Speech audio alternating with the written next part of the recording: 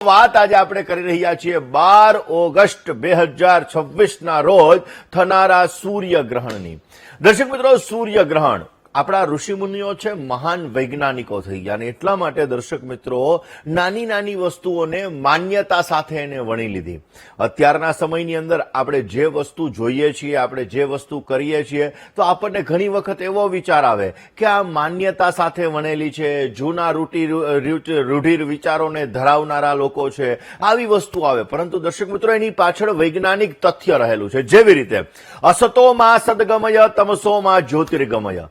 આપણા ઋષિમુનિઓ એવું કહેતા કે આપણે આપણા જન્મદિવસ ઉપર કોઈ પણ પ્રકારનું સત્કાર્ય કરવું જોઈએ, આપણે કોઈ પણ પ્રકારના એવા સારા કામો કરવા જોઈએ કે જે કામો દ્વારા આપણા જીવનની અંદર આપણને સફળતા મળે।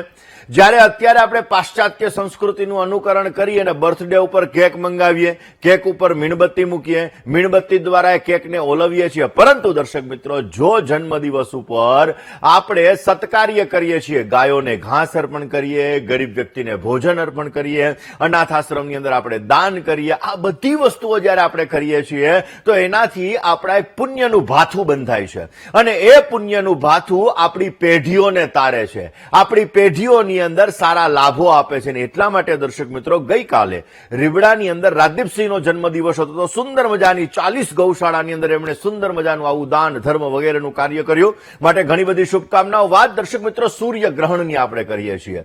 દર્શક મિત્રો, સૂર્યગ્રહણ કર્ક રાશિની અંદર થનારું આ ગ્રહણ, કે જે કર્ક રાશિની અંદર આ ગ્રહણ થશે ને આશ્લેષા નક્ષત્રની અંદર આ થશે।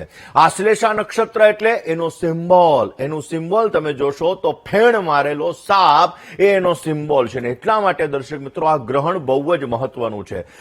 જલ તત્વની રાશિ એટલે કે કર્ક રાશિ, કર્ક રાશિની અંદર આ ગ્રહણ બની રહ્યું છે, જેના લીધે આપણે જોઈશું કે આ ગ્રહણ કઈ કઈ જગ્યાએ પેલમવેલા દેખાશે। દર્શક મિત્રો, આ ગ્રહણની જો વાત કરવામાં આવે તો યુરોપ ની અંદર દેખાશે, આઇલેન્ડની અંદર દેખાશે, ગ્રીનલેન્ડની અંદર દેખાશે, આ બધી જગ્યાએ આ પૂર્ણ સૂર્યગ્રહણ દેખાવાનું છે।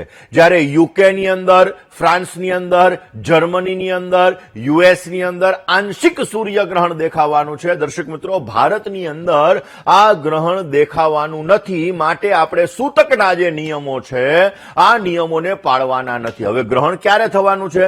ભારતના સમય મુજબ જોવા જઈએ તો આવતીકાલે એટલે કે તારીખ 12 ઓગસ્ટ 2026 ના રોજ રાત્રિના 9:04 થી આ ગ્રહણનો પ્રારંભ થશે, અને રાત્રિના 1:28 આ સૂર્યગ્રહણની અંદર સૂર્ય મહારાજનો મોક્ષ થશે।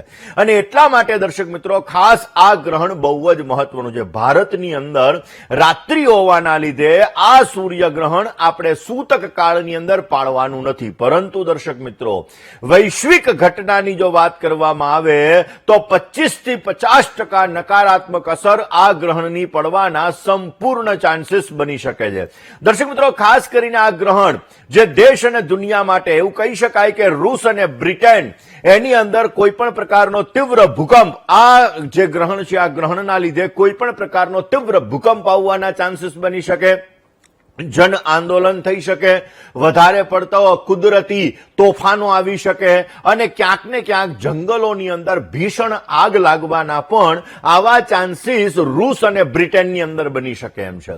હવે દર્શક મિત્રો, પોર્તુગાલ અને સ્પેનની વાત કરવામાં આવે તો એની અંદર એવું થઈ શકે કે કોઈ મોટા નેતા હોય, આ મોટા નેતાનું નિધન પણ થઈ શકે, એવું બની શકે કે ક્યાંક ને ક્યાંક અલગ અલગ આંદોલનો આ જગ્યાએ ઉત્પન્ન થાય, એવા પણ સંપૂર્ણ ચાન્સીસ બનતા જણાય। હવે દર્શક મિત્રો, આફ્રિકાની વાત કરવામાં આવે તો આફ્રિકા દેશની જે કરન્સી છે આ કરન્સીની અંદર ભારે ગિરાવટ આપણને જોવા મળી શકે, આવા ચાન્સીસ આ ગ્રહણના લીધે થવાની સંપૂર્ણ ચાન્સીસ બની શકે છે। અને પાકિસ્તાનની અંદર રાજકીય ઉથલપાથલ થવાના પણ સંપૂર્ણ ચાન્સીસ બની શકે એમ છે। દર્શક મિત્રો, ઇટલીની વાત કરવામાં આવે તો ઇટલીની અંદર બહેનોની સુરક્ષા માટે વિદેશી નીતિઓ અને કલ્યાણ માટે ઘણા બધા પ્રભાવો, ઘણા બધા નિયમો આવી શકે, અને એના લીધે સારો લાભ પણ મળતો જણાય। ભારતની વાત કરવામાં આવે, આપણા દેશની વાત કરવામાં આવે, આપણી જન્મભૂમિની વાત કરવામાં આવે તો આ આપણે ખાસ કરીને ભારત દેશની અંદર એવું કહી શકાય કે આ જે વિદેશ નીતિ છે, આ વિદેશ નીતિની અંદર ઘણા બધા આવવાના સાધનોની અંદર ઘણી બધી નેગેટિવ અસરો પણ પડી શકે। કભી ખુશી કભી ગમ, ક્યારેક લાભ ક્યારેક નુકસાન, એટલે કે આ ગ્રહણના મિશ્ર પરિણામો આપણે ભારત દેશની અંદર પડે એવા સંપૂર્ણ ચાન્સીસ બની શકે છે.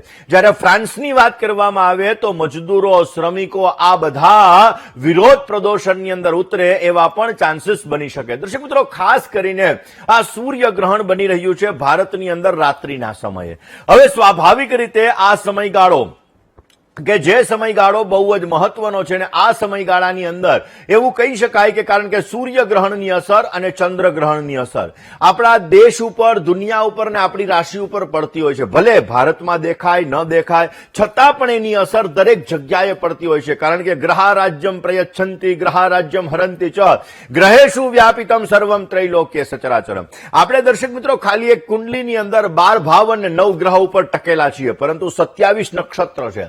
આ 27 નક્ષત્રની અંદરથી જ્યારે અલગ અલગ નક્ષત્રની અંદર ગ્રહોનું પરિવર્તન થતું હોય છે ત્યારે એ પરિવર્તન આપણા ઉપર વિશેષ માત્રામાં અસર કરતું હોય છે. એટલા માટે દર્શક મિત્રો, જલ તત્વની રાશિ એટલે કે કર્ક રાશિ, કર્ક રાશિની અંદર જ્યારે આ ગ્રહણ થઈ રહ્યું છે ત્યારે આપણે જોઈશું કે ગ્લોબલ લોજિસ્ટિક સપ્લાય એટલે કે પાણીની અંદર જે વહાણોની અંદર, કારણ કે પહેલાના જમાનામાં શું થતું કે જે સપ્લાય કરવામાં આવતી એ સપ્લાય આપણે પશુઓ દ્વારા, પક્ષીઓ, અલગ અલગ વસ્તુઓ પશુઓ દ્વારા આપણે કરતા હતા, પરંતુ અત્યારે આપણે કન્ટેનર ભરીને જઈએ છીએ. એટલે ગ્લોબલ જે લોજિસ્ટિક બજાર છે એની અંદર ક્યાંક ને ક્યાંક દરિયાઈ માર્ગોની અંદર એવું થઈ શકે કે કોઈ પણ પ્રકારના હુમલાઓ થઈ શકે, અવરોધો આવી શકે ને એ ચેન ઠપ થાય એવા સંપૂર્ણ ચાન્સીસ આ ગ્રહણના લીધે બની શકે એમ છે.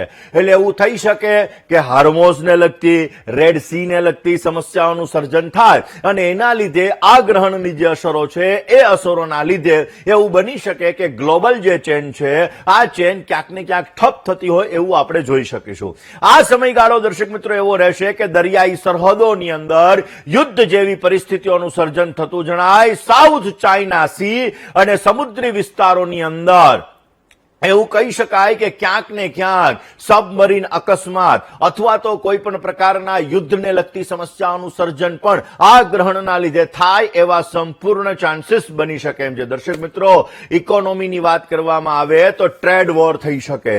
અમેરિકા, યુરોપ અને ચીન વચ્ચે ટેરિફ વોર વધતું જણાય એવું બની શકે કે આ સમયગાળા દરમિયાન એક્સપોર્ટ ઇમ્પોર્ટને લગતી જે ડ્યુટી છે આ ડ્યુટીની અંદર ધરખમ વધારો થઈ શકે. એટલે ટ્રેડ વોરનું પ્રમાણ પણ આ સમયગાળા આ ગ્રહણના લીધે વધે એવા સંપૂર્ણ ચાન્સીસ છે. અત્યારે આપણે ન્યૂઝની અંદર જોઈએ છીએ કે અમેરિકાની અંદર આ કાયદો પસાર થઈ ગયો, ટેરિફ વધવાના છે. તો દર્શક મિત્રો, બની શકે કે આ ગ્રહણના લીધે ક્યાંક ને ક્યાંક ટેરિફ વધવાને લગતી સમસ્યાઓનું સર્જન થતું જણાય. હવે વાત આવી ઘૂસણખોરીની.